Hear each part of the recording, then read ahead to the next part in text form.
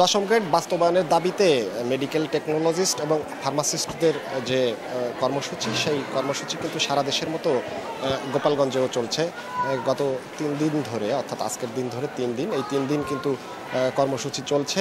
আজ কমপ্লিট শাটডাউনের কথা থাকলেও সেই কমপ্লিট শাটডাউনের থেকে বেরিয়ে কেন্দ্রীয় যে সিদ্ধান্ত, সেই সিদ্ধান্ত অনুযায়ী তারা অবস্থান কর্মসূচি পালন করছে। যারা মেডিকেল টেকনোলজিস্ট এবং ফার্মাসিস্ট রয়েছেন কর্মসূচিতে কিন্তু গোপালগঞ্জ সদর উপজেলায় যে কর্মরত যে সমস্ত মেডিকেল টেকনোলজিস্ট এবং ফার্মাসিস্ট রয়েছেন তারা সবাই এখানে অংশগ্রহণ করেছেন। দাবি নয়, এটা আমাদের অধিকার। দশম গ্রেড বাস্তবায়ন মেডিকেল টেকনোলজি এবং ফার্মাসিস্টদের। তবে আমরা চাই আমাদের দশম গ্রেড বাস্তবায়ন হোক। রোগীদের দুর্ভোগের কথা চিন্তা করে আমরা এটাকে কমিয়ে এনে আমরা অর্ধ দিবস করেছি। আমাদের কর্মসূচি ইতিমধ্যেই খানিকটা শিথিল করেছে। আমরা কখনোই রোগীদের ভোগান্তি চাই না।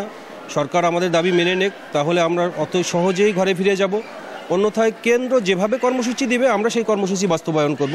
কেন্দ্র ঘোষিত কর্মসূচি বাস্তবায়নের জন্যই আমরা এখানে দাঁড়িয়েছি। গত 30 নভেম্বর কিন্তু তারা 2 ঘন্টা কর্মবিরতি দিয়ে অবস্থান কর্মসূচির মধ্য দিয়ে এই আন্দোলন শুরু করেছিল। সেই আজ কমপ্লিট শাটডাউন ছিল। সেই কমপ্লিট শাটডাউনটি কিন্তু তারা জনগণের বা রোগীদের ভোগান্তির কথা মাথায় রেখে সেই কমপ্লিট শাটডাউন থেকে সরে এসে তারা অর্ধ দিবস কর্মবিরতি দিয়ে অবস্থান কর্মসূচি পালন করছে। তো এই ছিল আমার কাছে গোপালগঞ্জে এই কর্মবিরতি পালনের সর্বশেষ।